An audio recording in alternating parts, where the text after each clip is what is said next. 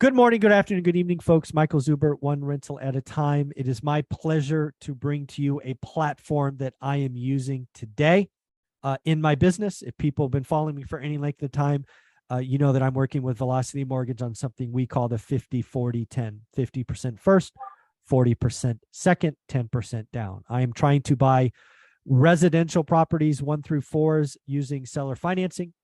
In order to do that, I need to have a platform that helps me identify high equity positions. And this is how I'm using PropStream. On top of that, you heard 2 weeks ago, we had Ty, it might have been 3 weeks ago, talk about creative financing, pre-foreclosures, things of that nature. Again, PropStream was brought up as the platform. So again, folks, what you will see throughout this is PropStream is a data lake. It basically has done its job of going out and collecting information about real estate and owners across lots of platforms, which we will talk about. And then it provides a GUI or a user interface for you, the operator, to ask it questions. In order to get started, let's bring on the man, myth, the legend, Burton himself. How you doing, buddy? I'm doing very well. How about you today? So I gave my shot of kind of summarizing at a 10,000, maybe 20,000 foot level of what PropStream is. It's a data lake. It's a repository. Then you have a GUI on top of it to ask it questions. What'd you think? How'd I do? I think you nailed it right on the head. Hopefully, I'll be able to enlighten them a little bit more or shed more light on what our application can do as well. So why don't you introduce the audience to who you are? You've been on my channel a bunch, but let's assume they don't know who you are. And who is Burton? Who is PropStream? Let's go from there. Yeah, let's start with PropStream. So PropStream started in 2006, and the objective was to go ahead and collect data on your behalf. We realized a lot of investors, agents, pretty much anybody in the real estate space at the time were spending anywhere between a day to 2 or 3 business days just sourcing records. This meant going to the county, grabbing those high equity records, grabbing those pre-foreclosure records, then bringing them back to the office and then manually sorting them out, right? Commercial in one pile, residential in the other pile, and then, maybe separating by ownership, separating by years of it. You had to do all of this manually. And that's where we saw the opportunity. PropStream sourced the same data, plus other harder third-party data like MLS data on your behalf, mortgage data on your behalf, liens, bankruptcies, divorces. We took all that data that was pretty much scattered and compiled it into our system. So you don't have to go to 5 different websites, 6 different websites, 7 different websites and stuff like that. Now, where do I come in? About a decade ago, I started with PropStream. In 2013, I saw an opportunity to join the team. I took it. I started as a tech support agent, installing the application, making sure it worked. But I'm a very curious individual. I took real estate courses. I started reading real estate books. I started asking our users questions about what they're doing with our data. And once I started absorbing all the different strategies that people are using with our data, here I am today. So I'm just really a tour guide. I'm going to be able to help you guys understand how agents, investors, again, anybody in the real estate space like yourself is utilizing PropStream to the highest degree. Yeah. And then just so everybody knows, I put in the comments section a trial that PropStream gave me over a year ago. They gave us this. So it's just for the ORAT family. There's the link there. I still believe it's a 7-day trial. What is 7-day trial? 50 records for free and a small discount if they decide to sign up, something like that. Burton, do you recall? That's correct. Yeah, 7-day trial. In that 7-day trial, you'll be able to do what I'm about to show you guys today. You'll get 50 leads to play with. If you decide to subscribe, instead of $99 a month, you'll be getting that for $97 a month. And then we give you 10,000 records every month. So make sure you guys click on the link. Nice. All right. So let's just, because a lot of people are used to technology using their phones to phone apps, and they don't really appreciate what it was like just 15 years ago, right? You talked about going to county records. I mean, just talk about some of the data sources, right? There's obviously people go to title companies and you have your title rep generate a list and all of those things, but it's so much more than that. There's so many other data sources you're now collecting. Talk about a few of them. Yeah, so if you go to our main website, and I'll link it in just a few moments, but just some of the data sets that we currently have right now are your traditional data sets that we know people are trying to look for, right? So you got your pre-foreclosures, you got your auction records, your foreclosure records. Then we have like your a little bit more harder to obtain records. We're referring to MLS, vacant properties, like properties not answering their mail. tired landlords, non-owner occupied, 15 years of ownership. We have pre-probate. We're the first in the nation to show you a deceased owner with their name still on a property. We have failed listings from the MLS. We have MLS active listings. So you can look for a property that might be active for 90 days or more now. Bankruptcies, divorces, high equity, free and clear, tax delinquencies, cash buyers, flippers. These are just some of the one I'm sure I'm missing one or two more, but Yeah. Hopefully you guys get the idea. Yeah. So if you're like me, right? So first and foremost, let's be clear, right? I have an unfair advantage because I sold big data software for the last decade of my career, right? I worked at a company called Splunk, all right, which basically was a GUI on top of a data lake, simply said, right? So I get PropStream probably better than most, but I want everybody watching this. You all have a buy box, right? If you're one of my students, you have a buy box. And actually, one of the things we'll ask Burton to do when he goes in is we'll just put in my old buy box, because again, it's amazing what you can find in the application. It's the ability to source a dozen systems where the unique identifier is an APN or an address or something is almost hard to imagine, difficult. Duplicate records, the data's not clean, the formatting, it's all different. It's very, very, very, very, very hard to do. Burton is underselling the complexities. Good news is we don't have to do any of it. What you, the viewer watching this, you, one of my students or followers on YouTube, you have to ask it questions. The results are the results. But your question, there are better questions. And we're going to get into this and show you how the GUI allows you to be intellectually curious about what is going on in the data. Does that make sense, Burton? Definitely. All right. So I've given you control. Why don't you pull up the application and we'll just do a little bit of song and dance, and then we will open it up for questions. Absolutely. And I know we got a lot of questions about data on our end. So I like to just start off by showing you guys just kind of what's sitting under the hood right now. Perfect. We're more than residential. I do want to emphasize, we'd have commercial, industrial, vacant land, exempt properties. And just as Michael was mentioning, data didn't just come from one source. These bubbles are just indications of the different vendors that we work with to capture this data. Like we work with vendors that collect tax assessor data, deeds, open mortgages, on market, failed listings, sold listings, and then a little bit harder documents to obtain, like actual images of the documents and HOA data and bankruptcy data. Someone mentioned mortgage data not being available. I see in the chat, and a property I looked up to. And that could be many things. I mean, feel free to call, give us the address, or customer support can take a deeper dive in there. But depending on the market, some vendors may not have that information. Another thing could be poor penmanship.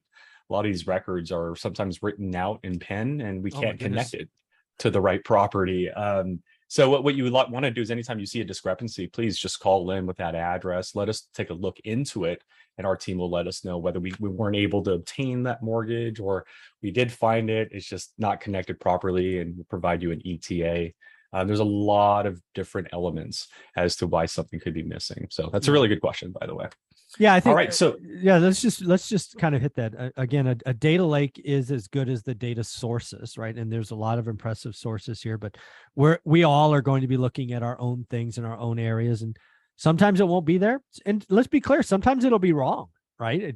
It happens. There's all the time. Yeah, you see it frequently with like pre-foreclosures and bankruptcies. We'll get users that call in and say, "Hey, I just pulled this pre-foreclosure list, and the balance says 100,000, but when I spoke to the homeowner, they told me the balance was 120,000." Right. Well, that's true because they're in pre-foreclosure. They're not making payments. Yeah. Our algorithms don't know that. We don't know that the homeowner is making extra payments or not making payments. Mm-hmm. And so this is why we label things estimated value or estimated mortgage balance. It's because there's always that external value or anomaly that we're not able to account for. Yeah. What I would tell you when you go into this is it's first off, you're going to see access to information that you could not pay for. You an individual could not do what you're about to see. Also, it's not going to be perfect, but it's at least a sign in the right direction. And when you hear about investors, like if people watch Jason Pritchard, he's on my Sunday Expert every other week Sunday. He talks about list stacking, right? He'll do one set of lists and then another set. And he'll look for people that are on the same list or opportunities on the same list. So again, it's not going to be perfect. It's going to be a hell of a lot better than you could do manually. It's going to give you visual into your buy box like you haven't had. Yeah, nailed it right on the head. It's the visual aspect that people tend to forget because records don't look like what they're going to look like in a few moments. So that's the data that we collect. The next question I get all the time is, so what do you do with that data? We're simply just addressing what you're doing, right? As a real estate professional, whether you're using our platform or the next or doing it manually, the two principles of your business are lead generation and analyzing a property, right? Again, whether you're using us or not, you got to do this. Lead generation, again, in the past looked like this: go to the county, grab records, start knocking on doors. People start answering the door or answering the phone call. You start asking questions and analyzing that property manually, right?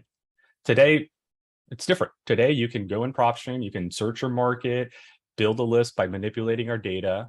You can then leave and get those addresses, or you can do part two, skip trace them, get a phone number, get a landline, get an email, and then export that. Or you can even do part three, marketing. So you literally can build a list, skip trace, and market within like 15 minutes.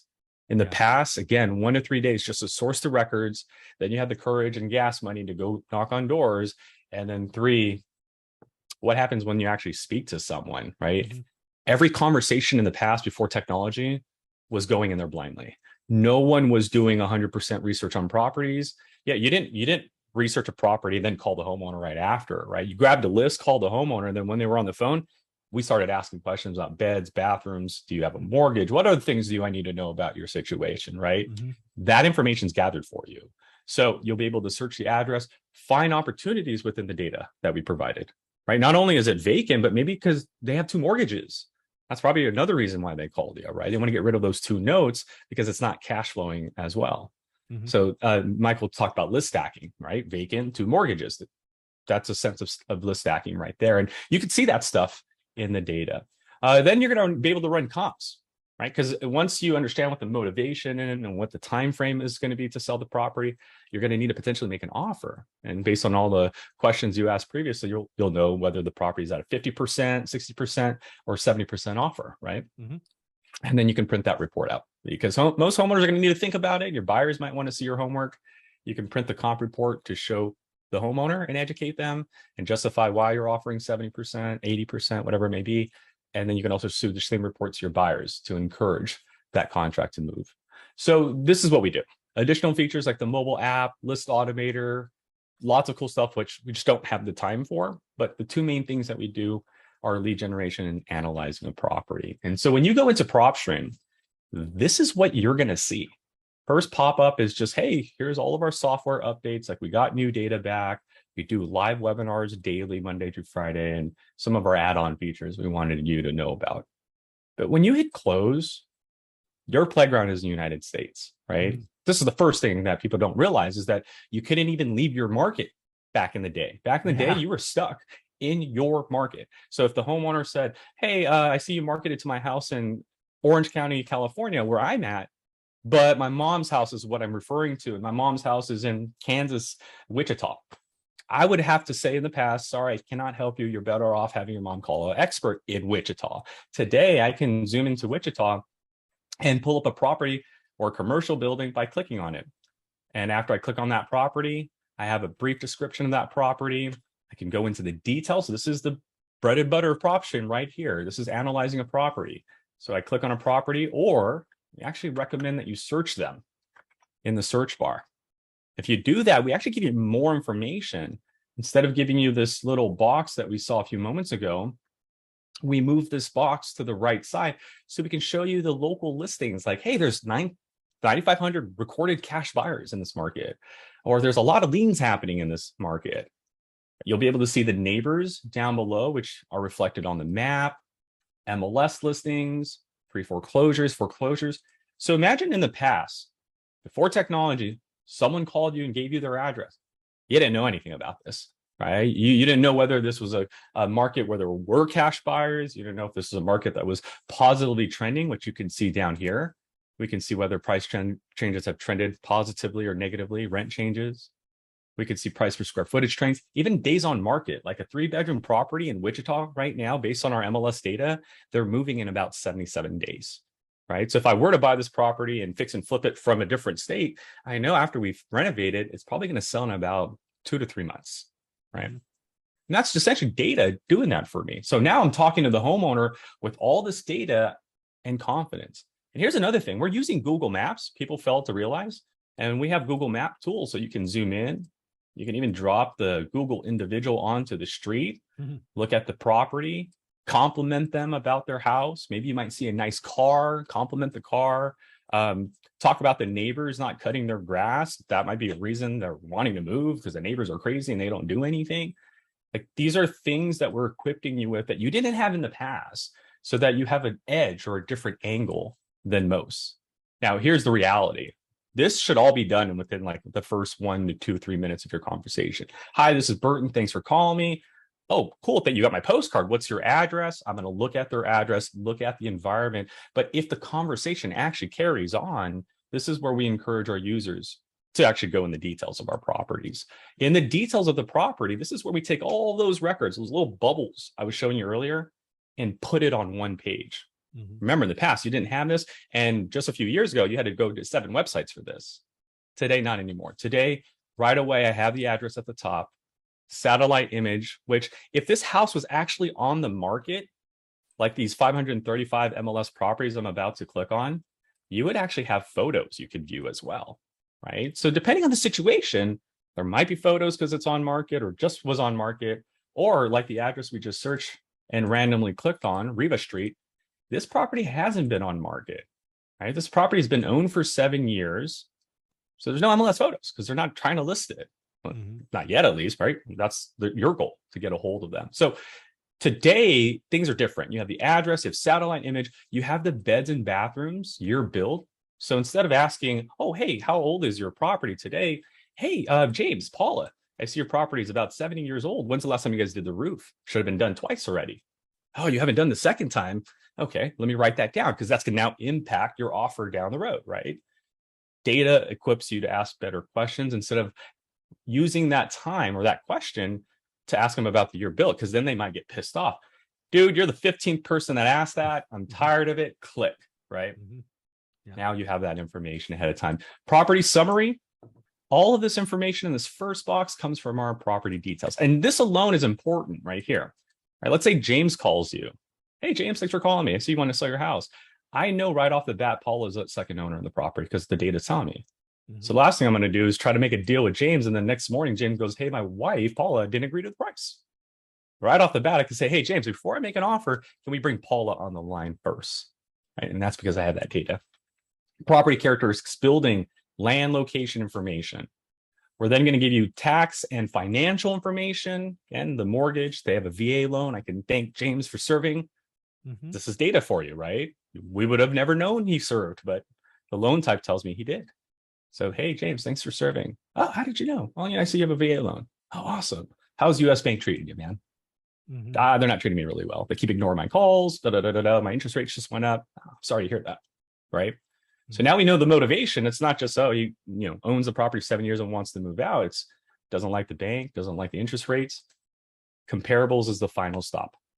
And this is all analyzing a property, right? This is the hard part. We simply just mimic what you were doing in the past, grabbing a list, and then when they would call, what is it that you need? You needed property information, situational data and financial information, and comparables. Now, situational data does look like this as well. If I click on a pre-foreclosure and you go to that pre-foreclosure, you'll see a pre-foreclosure tab. This is what we call situational data. James and Paula, they weren't going through a pre-foreclosure, hence no pre-foreclosure tab, right? So in the property details, this was the first hard part PropStream had to do.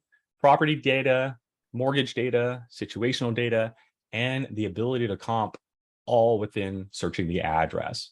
But that's not the whole point today, right? The whole point was to show you what we do. This is one aspect. So if you have a property right now and you want to analyze it, we got you covered. But what we also excel at is that other part, lead generation.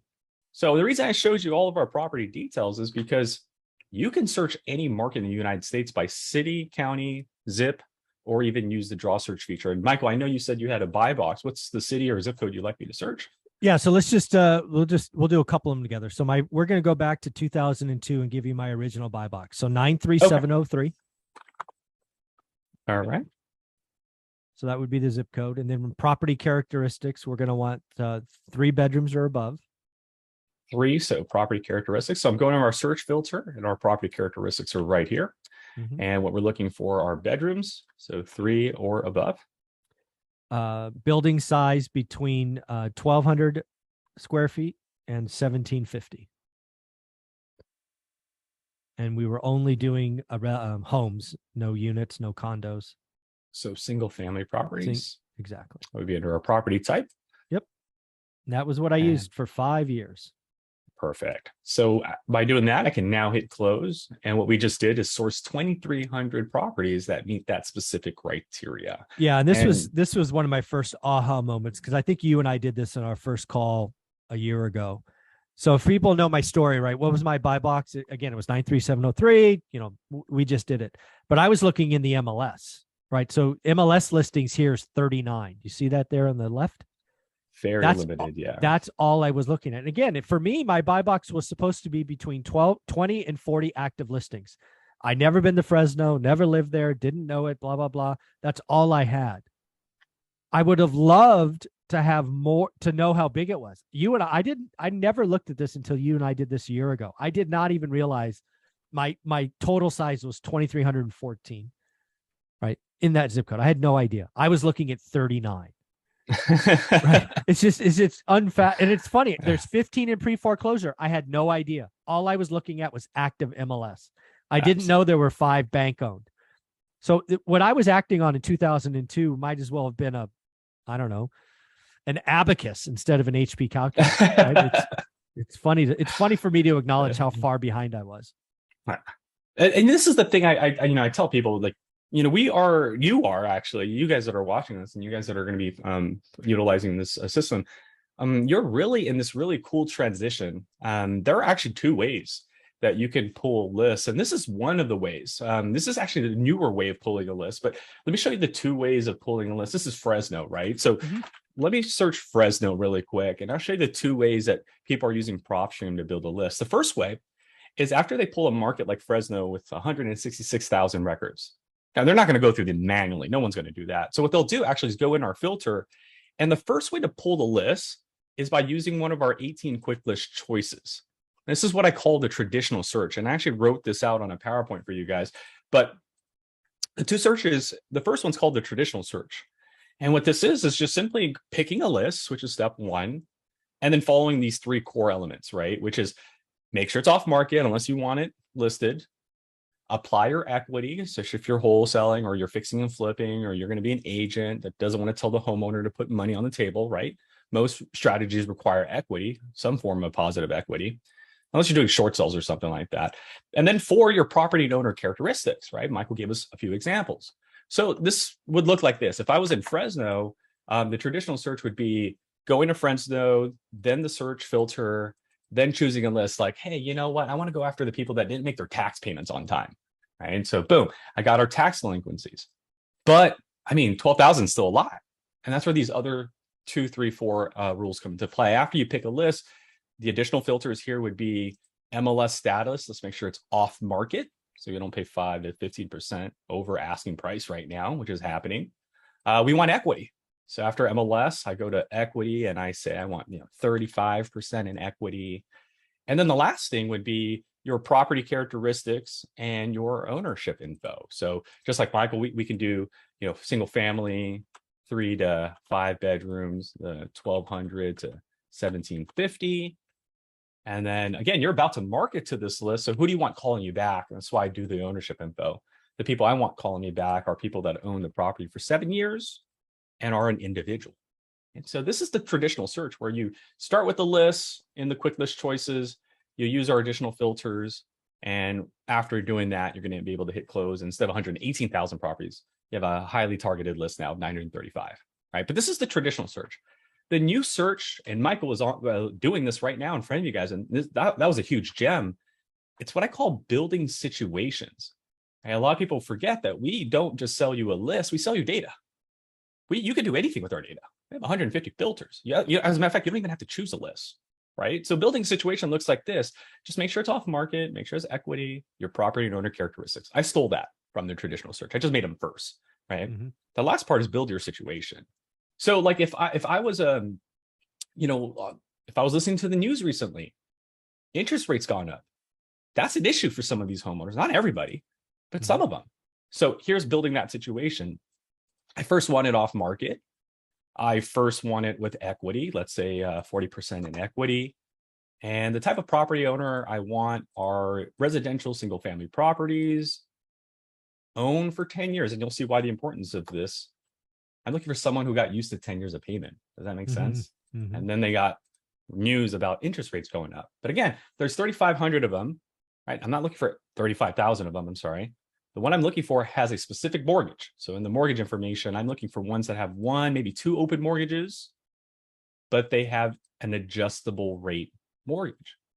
So I'm not going after a list because in my philosophy, a lead on a list is already late, right? So while you're waiting to get pre-foreclosures and liens and bankruptcies, I'm going after the starting point. I'm going after the homeowners who would most likely show up on a list due to an increase update. I'm going after the adjustable rate mortgages. Right? This is what I call building situations. I've been teaching this for the last few years, and it's barely starting to dawn upon people. You don't always have to choose a list.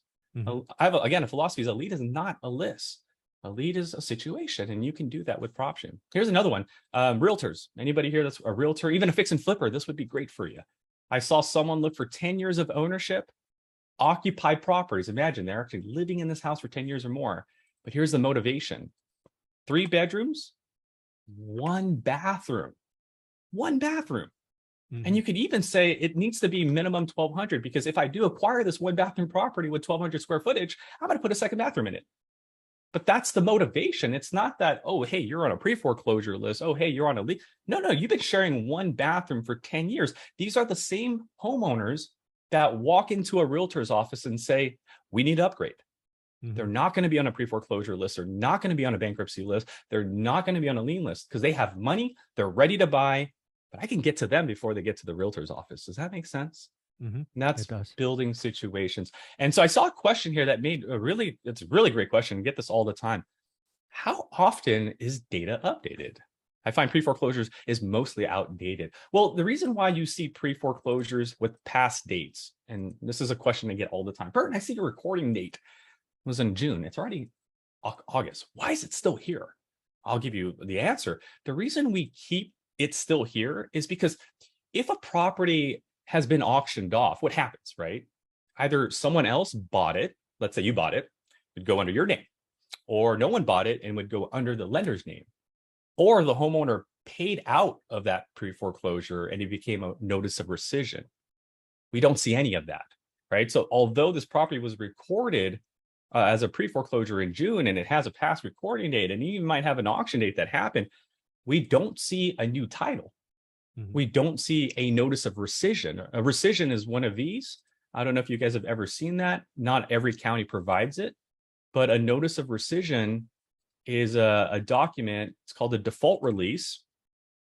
And that's it right here. 61 properties got out of pre-foreclosure. And you'll see what's called an NOD, a notice of rescission, right? So that notice of default, no longer in a notice of default, right? So PropStream, we don't just say, oh, the date passed, get rid of it, because that's not the reality of how properties work, right? A property can go up for auction today, but they took too long for the first 5 properties. And so they never got to that property. Or like during the pandemic, properties that were supposed to be auctioned off in March 2020, they didn't get auctioned until March 2021. Mm-hmm. And so a whole year elapsed before that happened. So what PropStream does is we have these set logics in the back part. Hey, if the date passes, keep it there. Let's wait for a new title with a new name, or let's wait for the lender's name, or let's wait for that notice of rescission that says they're not in pre-foreclosure anymore. So that's a really good question. But the first part was the frequency of data. There's 2 types of data updates that we have. We update every day. Again, we collect data on a nationwide level. And so reality is we update every day because we update today for LA, we update tomorrow for Illinois, we update Montana every day. So when I see this question, what the question is really saying is, how frequently is my market updating? Right? That's the reality of it. So let me show you. I could say every day and get away with it in the court of law because the reality is we do, but that's not the question. The question is, how frequently is my market? Right? So if I was searching Fresno and I want to know, well, how frequently is PropStream updating Fresno? There's this little button right here I call the spreadsheet view. If you click on that arrow, shows you a spreadsheet view, and there's a column that says last updated. If you click on that twice, we'll put the most recent record updated. So the last update that happened in this market was on the 13th, which is 7 days ago. Now, the reason why I'm showing you this is because no two records come from the same provider.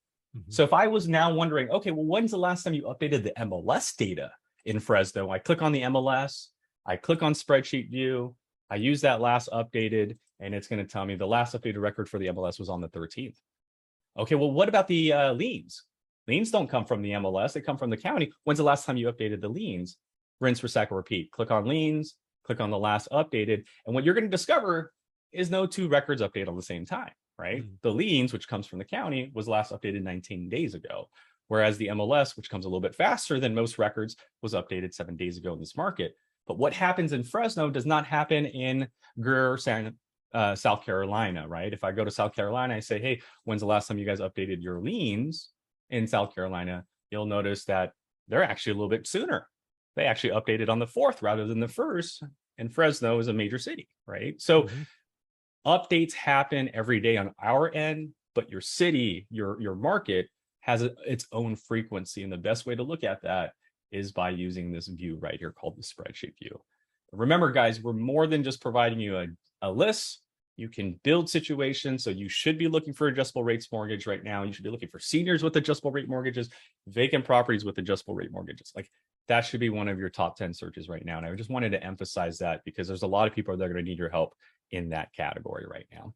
And Michael, I'm going to go ahead and give it back to you, but hopefully that should shed some more light on what we do. Let's do one more search just to kind of keep people on. We're going to get to your chat in a minute. So Bert, can you bring it up one more time, please? Yes, let's go ahead and do that. Here we go. So we did my first buy box search. To round it out, let's kind of show them what I'm doing today. So we're going to look at Madera, California. Madera. Then we're going to look at 2 through 4s. Right. So property characteristics, 2 bedrooms, 4 bedrooms. Oh, I'm sorry. No, duplex through quad. Sorry, my mistake. Oh, okay. Duplex to quad. So what we can do here is we can do 2 ways, guys. We can manually look for multifamily 2 to 4. Yep. Because no counties are all the same, I personally play it safe. I also click on residential and I check off everything. So duplex, quadruplexes, triplexes. There you go. So now that I have everything possibly checked off, here we go. So obviously non-owner occupied because it's right. So owner occupied, no. And then finally, equity 50% or higher. Valuation, equity info, estimated equity 50% or more. And length of ownership, 10 years or more. There we go. So 10 years minimum or more. And here is our 189 properties. Yeah. So that is essentially the criteria that my team is using for the 50-40-10. Remember, the 50-40-10 is a lending program with Velocity where combined loan to value allows me to have the seller take back some of the second or some of the loan as a second. So you have to find owners with equity. And these are the people that are getting postcards I'm mailing out. So again, it really is, the lake is there. It's all about your question, what Burton was calling situations. And there's really more power in this platform than even I have touched. You know, looking at ARMs, for example, as Burton talked about, never even thought about. I'm sure there's dozens of searches and queries and questions that you could ask your data set in your buy box that I have not even thought of. So Burton, thank you very much. Kind of round it out and I'll bring up the questions. Absolutely. So thank you guys so very much for giving me your time. I mean, at the end of the day, if there's anything that you absorbed from me today, it's really just understanding that you are the pioneer of how things are being done today. In the past, things were done more of that traditional way. Start with the list, refine that list, and you should still be doing that. I mean, as a matter of fact, you should be like, that should be just enhanced and honed in by now, right? But understand that there's more to it than just grabbing a list. Again, data tells a story, and just like today, you could manipulate it to potentially find someone whose story is about to get shaken up a little bit, right? Potentially save them from that. Like the 3 bedrooms, 1 bathrooms, the adjustable rate mortgages, senior citizens in 2-story buildings. I mean, the list goes on. So many situations out there that aren't always on a list. So I just want to thank you guys so much for that. So let's get to the questions. A lot of these I think you've already tackled, but we're going to go through them. So Kenny was asking, hey, I've just started trying it out. Noticed that mortgage debt summary of multifamily properties when looking at property details showing 0. Again, is that just the data that we have doesn't show it? Good question. So again, lots of variables. So it's either it's going to be one of many things. So the first one is demographics. Like, where are you at? Like, sometimes certain areas don't provide that data. Mm-hmm. So like LA County, they'll publish that information so everyone can get access to it. So providers can provide that information readily. There are some areas that they don't record that information, or it's just not logistically feasible. Like, it costs more money to acquire that information than to provide that information. So it's not feasible. And third, not every provider collects data for like commercial, like, so we do have mortgage data, but it might be just for single family or duplexes, but not for apartments or not for mobile homes. Mm-hmm. But that's hit or miss, right? Some markets will give us that, some markets won't. So Kenny, I think we mentioned this earlier. If you just have a question about a specific property, if you feel like, hey, it's supposed to have something, but I don't see it, or the bedrooms are supposed to say 4 instead of 3, you have to let us know so we can actually ping our providers. Because again, we don't manipulate the data, we just get it as it's recorded. Mm-hmm. And so if you let us know, we can then audit them and say, this data is wrong, fix it, and then we can provide you an ETA and what that turnaround is. So that's a good question. Got a question about how we got a couple of these often updated. You've shown us how to answer that question. So again, you're updating every day, but really what people want to know is how often is their stuff updated? You showed them how to answer that. It's usually days or weeks, it appeared. So that's cool. Correct. And some are even obvious, like high equity data once a month. Why? Because people make a mortgage payment once a month. So you shouldn't be logging in trying to pull a high equity list every day, because that's just not going to work in most markets. Pre-probate, right? Our deceased owners, we don't know when someone dies. We don't time someone's death. Mm-hmm. Once that occurs and our logic connects the dots, it populates into our system. I will say that the fastest record of all of the records that we have is definitely MLS, where the turnaround in most markets are 24 to 72 hours. Yeah, it makes sense. Does PropStream gather all lien information? So we've seen mortgage liens. Would you see like a contractor lien or something else?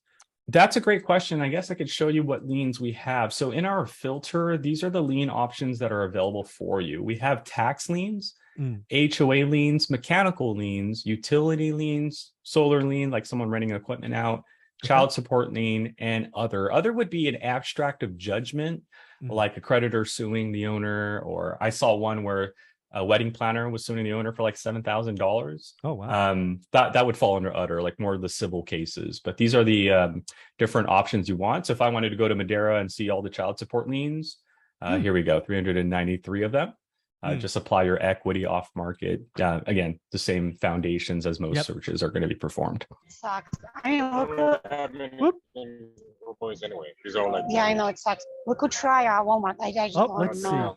Well, you never know if you don't try. But, I don't know. Here, Errol. That was weird. All right, Burton, I have to ask you to unmute again. There we go. Right. So, sorry about that. I don't know who that was. I can't yell at them, but that's okay. So let's see. Let's go back to where we were. All right. Let's see. All liens. Next, does PropStream allow more than one user for one account? Say husband and wife. How does PropStream? Well, I mean, personally, if it was me, as long as you guys aren't logging in simultaneously, it's one, you could use the same username and password. But if you have to log in simultaneously, like let's say I'm going to pull the leads, she's analyzing properties. Yeah, you need to. Then you got to go into the settings and click on the team member section. And we do have team members. It's $35. Well, $35 is the max. That gives you your team member mobile access and web-based access. Now, if your team member is not going to ever hit the road and they don't need the mobile access, it's just $20 for web-based access. There you go. Okay.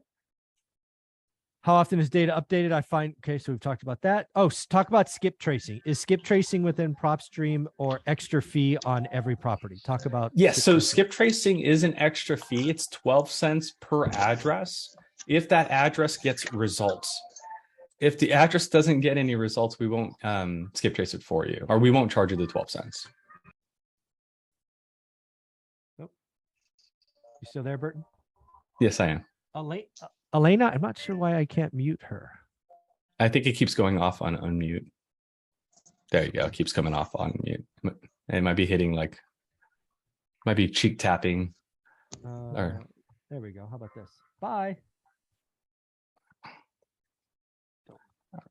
I think the next question is, how accurate is the equity and rent estimated number? So with the equity, we talked about this at the very beginning. It can never be 100% accurate. This is why we label it estimated equity.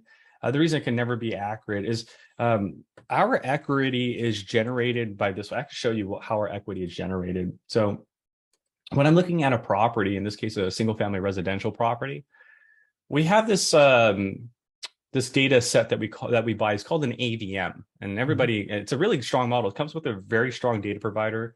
I can't mention their name, but an AVM is an excess value model, right? So you have these huge data providers that have been around for centuries that have algorithms. And so anytime a property sells and it's been recorded, or it sells on the MLS and it's been recorded, what they do is they take the similar property characteristics and they run this algorithm on the back end, and it shoots out this estimated value, right? It's more designed for like the institutional companies, right? Because when you're like, calling 50 people at a time, you got to try to make an offer based on a quick value. I personally don't like it, but I'm just kind of explaining where this comes from. So you have these huge companies that are gathering data and spitting out what they believe is an assessed valued model, right? I don't like it for two reasons. One, this model only gets stronger based on transactions, right? So if you're in a market where there's not too many transactions happening at all, that model is going to be very off. Second reason I don't like it is you can never justify it. If I were to call Sarah and Manuel and say, Sarah, Manuel, I believe your house is worth $433,000, they're going to say, show me how you know that, or show me the proof. I can't like that. I'm straight up lying at that point, right? So this is why I always emphasize in our trainings, you have to run comps. Right? You have to find similar properties. And once you find them, you can check them off and then print a report out. I talked about this in that outline, because that report educates the homeowner. Says, hey, Manuel, Sarah, this is your house, 4 bedrooms, 2 bathrooms. Here's what I found. Here's where your comps are at, right? And here's the value I came up with based on that. And now I can justify that 430 value because, I saw a house that sold for 450 and one that sold for 410, right? We can now average that out. So AVM models are used by a lot of data aggregators. I just don't like them personally because of those two reasons. A, it can never be 100% accurate because it's always based on transaction and volume. And second, you can't justify it. But how do we calculate our equity? We take this AVM, which is already an estimate, and then we subtract it by what we believe is the estimated mortgage balance. So now you're taking an estimated number and you're subtracting it by another estimated number, which is going to give you an estimated equity. So this could be off, that could be off, then that could make that double off, right? So we talked about this earlier. So now that you know how AVM is created, mortgage balance, this can never be 100% accurate because we don't know if they've been making the 1,300 minimum payments or not. They could have been making no payments for the last 5 months, and that's why they're calling you. So when you're actually talking to the homeowner, this balance is actually plus $300,000 rather than $295, because $295 is the assumption that they've been paying every month. So how accurate could it be? It can never be 100% accurate. This is why we always tell you to run your comps, ask the owner for the last statement balance. And then once you have your comps average last statement balance from the owner directly, then you can calculate your potential equity. And so really, this is just a snapshot. We believe if everything is following along accordingly and all the ducks are in line, then they're potentially hovering at 137 plus or minus equity. And that's hopefully the best answer I can give you. And that's a good question, by the way. Very, very cool. Got to scroll back to the top, make sure we go in order. So, did you talk about skip tracing and extra fees? Yes. You did? Okay. Yeah, it was 12 cents per great. per address, no minimum or maximum, and we won't charge you 12 cents if you don't get any results on that address. Right. Okay, talk about equity. How can you extract agent lists from PropStream? Agent, once you save a list, let's say I go to Madeira and I save these 169 MLS properties, right? So let me just call it the MLS list. Once you save a list that's been listed on the market or has been listed, let's say a failed listing or sold listing, you first have to save the list. So again, during the trial period, you'll have 50. If you're a subscriber, you'll have 10,000. But once you save the list, go to My Properties, which is like your filing cabinet, locate your list. But before you check it off and hit the export button, head over to the far right over here. You'll see a gearbox. This will allow you to customize your layout. Right. So in the gearbox, the thing that you want to do is look for MLS and then check off the agent name, phone number, and email, maybe the brokerage name and phone number. So maybe check them all off just to play it safe. Go ahead and then hit apply. What I would do before exporting is just scroll all the way to the far right. Just make sure that you see those columns. And I do. I see the agent name, agent phone, email, brokerage. There you go. Once we have all that, check them off, hit the export button. So yes, you can do it. Just got to make sure you hit this little gearbox right here.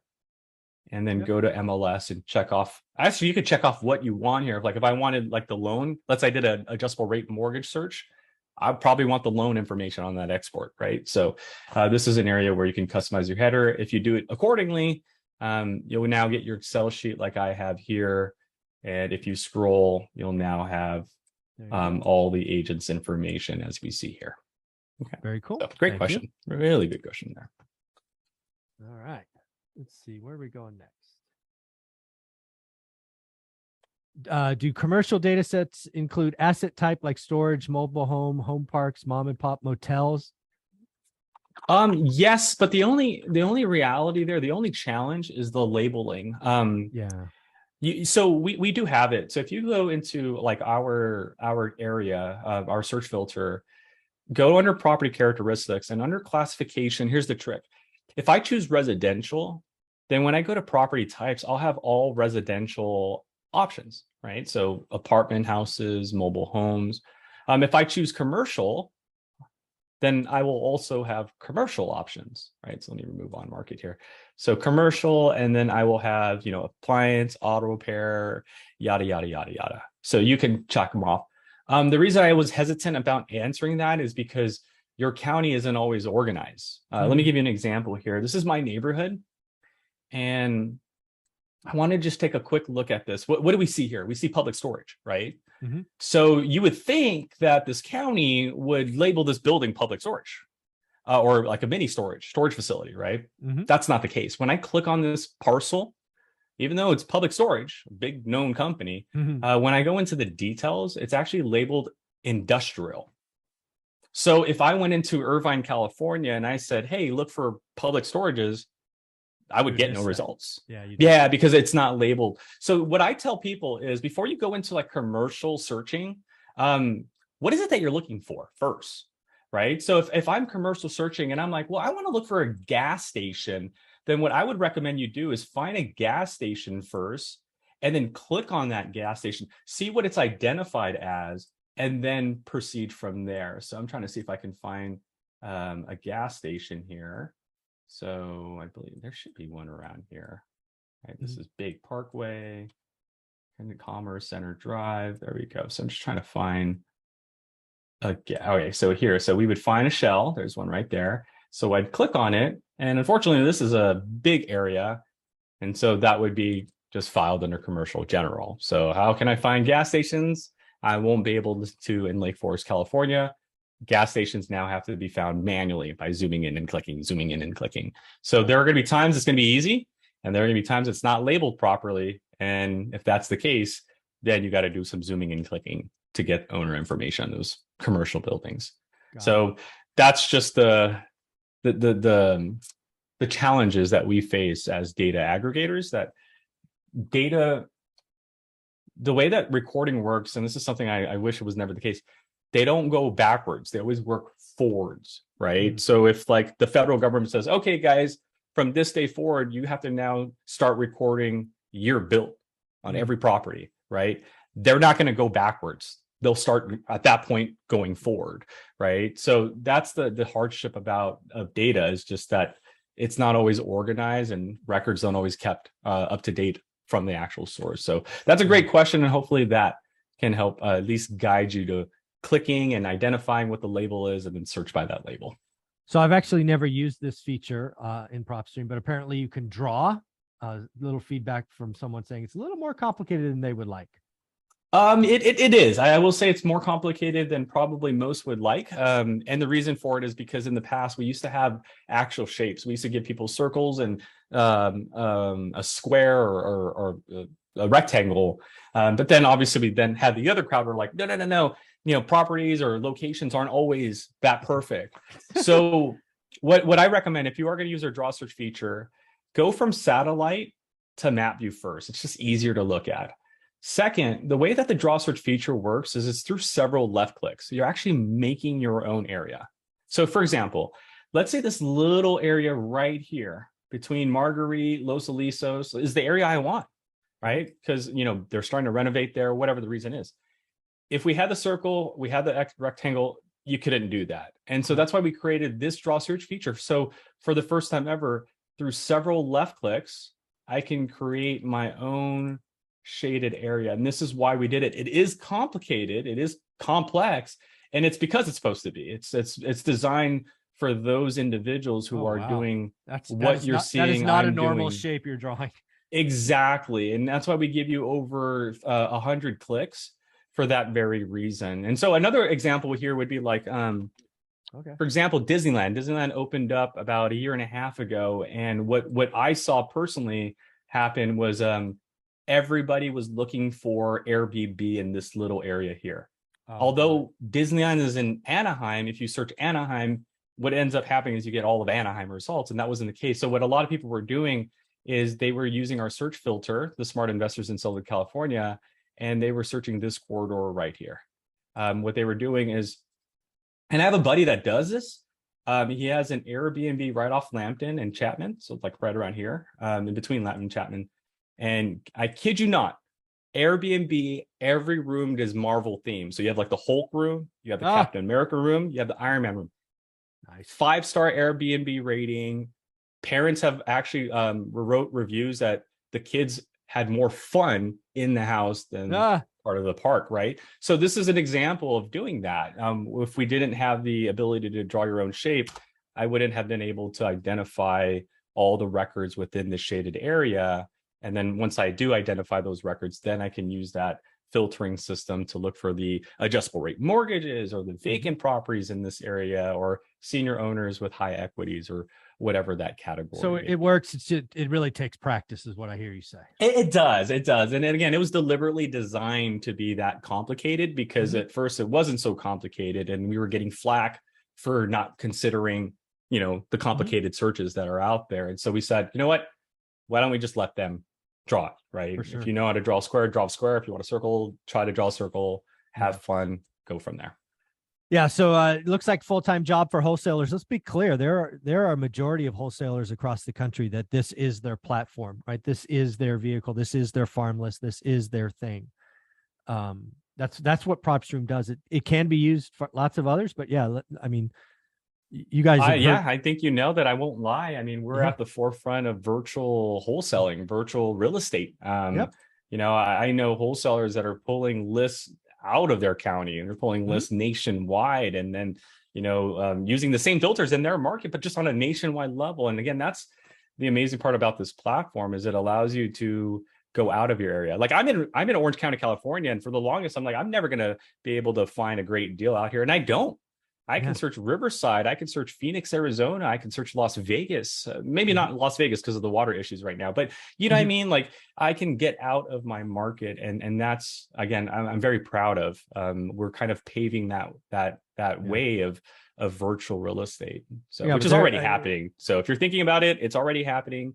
Mhm. Definitely want to look into it if you guys are interested in doing that. Yeah, I mean, I have I know Jason Pritchard, who I have on Sundays, uses PropStream. Anybody on my team that's been on the channel uses it. Omar uses it. Omar's Tuesdays. So again, yeah, people are using this platform to make a lot of money. And basically, they're just again, kind of the opening. They're asking intelligent questions and seeing how many folks kind of set that up. Burton calls them situations. Exactly. And that's and so many things are happening today. Interest rates, inflations. I mean, oh man, to me, that's why I love data. You can manipulate it in certain ways to potentially find someone who's about to go through a situation that they might not even know, right? And that's where you potentially can come in. So Larry asked the question: Can you search MLS cancellations by county and set up daily alerts? Yes, you may. So I think you're referring to failed listings. We do. So you can search like first and foremost by or whatever. Correct. So you can search by county. That's the biggest search you can perform. You'll want to go to our filter and go to failed listings. Now, here are just some best practices if you're going to be looking for failed listings. Go to our MLS status right after you do that. And two things. You could separate whether you're looking for a for sale failed listing or a for rent failed listing or both. That's what I would recommend. Decide which one you want, maybe both.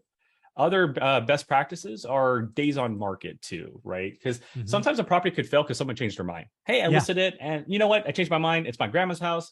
I love her. I don't want to lose these memories. So take it off market. So what I would recommend is maybe apply a minimum. Like I'm looking for a failed listing, either rent or for sale, lasted on the market maybe 45 days or more, right? That way we know it went through that actual process a little bit and then it didn't actually sell. And boom. Oh, and another thing I would add just one more thing. Make sure you at least put 1 year of ownership because sometimes a property could fail on a market and then Michael buys it privately in cash, right? So it's a failed listing, but it's actually now owned under somebody else. So I always encourage when you're looking for failed listings, make sure that there's 1 year ownership or more. Because what that's saying is I'm looking for a failed listing that's still owned by somebody over a year or more, right? I don't want a failed listing that's now owned for a month because that lets me know someone just bought it a month ago, right? Makes So sense. failed listings, use the days on market and listing type as well as ownership info, and then apply your equity, property characteristics, et cetera, et cetera. So Very cool. All right. Let's keep it going. Let's see. Michael, got any ideas what filters lending, finding props with ADU potential split existing homes attached to size? So again, I think I would reach out and want the ADU guy to chime in on that. I think it would be minimum lot size seems to be the answer. I think when we were talking to him, it was 6,500. So I would do lot sizes. But again, I would definitely do it by your area. Maybe some of you are 8,000 square foot, some are 10. I think he talked about 6,500, I think. So that's probably where I would look. And lot size is one of the choices, obviously, Burton. yes, correct. Yeah, that's actually just to the right of your building size. And I've seen that strategy. I thought it was very clever, but yeah, definitely here. Property characteristics, you'll have the lot size option, building size. So small building on a big lot, that could potentially be a good search right there. So Okay. All right, let's go back up. Does PropStream have a way of estimating potential rental values? It does, and I think the question right below it's kind of like how accurate? A two-part, how accurate. So again, rent data can never be accurate 100%. It's just kind of an estimated value. But if you're wondering, where do you guys get your rent data from? It's from our MLS data set. So hence that filter I showed you guys. Like if I wanted to go to LA and look at all the on market or failed for rent, we can. So again, our aggregators, our data aggregators, just take the data that you're seeing here and run it. So can you run estimated values? Technically you can. Like if I wanted to go to, let me use a city. Okay, let's use Lake Forest since we're right here. So I wanted to go to Lake Forest, show me the rent. I can see rent in Lake Forest. So I can kind of take that avenue. I can also click on any of these properties here. And if I were to run comps on them, we will sometimes show you rent in the comp. So normally found in the MLS section, but the rent would be all these smaller value properties. So if you're like looking at comps and you're like, why does this say 4,800? No property in Orange County would have sold for 4,800. You're right. They would have never sold for 4,800. What those are rent. So what I would do is add your filters. Like this is a 4-bedroom, 3-bathroom property, yada, yada, yada. Get your results and then click on amount. So that way the rents are up high first. And then now you can do a side-by-side comparison here, right? So for 1,700. So I would say, number 1 is pretty good, number 13 and number 15, because these other 2 are pretty big, 2,100, 2,000, like we're already past, right? So based on these 3, 1,900, 1,700, 1,900, the average rent would be about 4,200. But again, we can't really say that that's for sure because we don't know the condition of the property. Right. Your property could be in grandma's condition where, you can live in it now, but it's not that HGTV, Tarek and Christina flip and flop property type. Right. So, which this is their market. They would be doing that stuff here. But, that will dictate whether, okay, $3,200 a month or $4,200 a month, or maybe $4,500 a month. Yeah, so we only provide data in terms of accuracy. It's the research that you apply and the results that you're selecting from. Very, very cool. So I guess the last comment comes from Cashflow Johnny. He says he's had PropStream for over a year and he loves it. So kudos. Awesome. I appreciate it. I was just looking at that quick comp I did and it got really close. The monthly rent was like $43.20. Nice. Look at you. Pretty, not too bad. I gotta practice on that a little bit more, but I guess our algorithms are using kind of the same approach that I just did right there. So getting really close to that. So it looks like we got through all the questions. Burton, you and I will just kind of wrap this up, see if we get any last minute comments. But again, kind of as I started this, right? PropStream is providing crazy amount of value, right?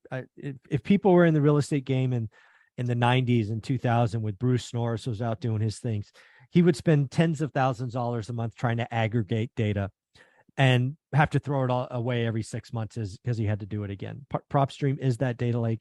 Is it perfect? Absolutely not. It's relying on data collected from counties around the country. And if you've ever worked with a county, let's just say they're not all the same. It gives you the ability to ask intelligent questions. Again, PropStream to me is a data lake. We all know there are opportunities in there, but it's based on your questions. It absolutely could be a full-time job. You can get lost in this data if you keep going. I propose that you theorize and ask questions. I've brought this to my channel 6 months ago, 4 months ago, high equity, duplexes through quads, because I want to find potentially sellers that could accept owner carry. That's how you use the system.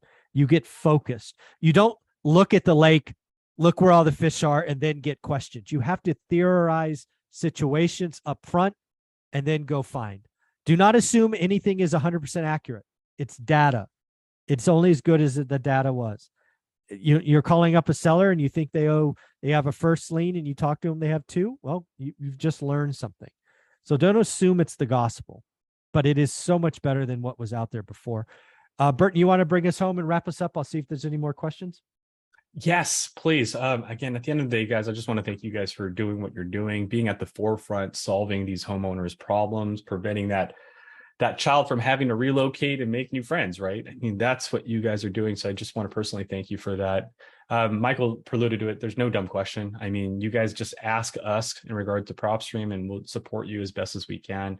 I do hope you guys implement what we taught you today. Remember, you do get a 7-day trial period. Make sure to click on Michael's link. You'll get that awesome discount. But if you need to get a hold of me, just find me on social media or call our customer support line. But other than that, I hope to come back and show you guys maybe our mobile app or List Automator or any other cool features you guys want to hear. Just let Michael know and we'll schedule something for you guys. Hey, Burton, it's not lost on me that this is your day job, which is usually Monday through Friday. You gave us over an hour of your time on a Saturday. So from all of the One Rental at a Time fans and the folks that will be watching this on YouTube, thank you for giving us over an hour of your Saturday. We appreciate you. Have a wonderful weekend, everybody. Take care of yourself. Thank you so much. Bye.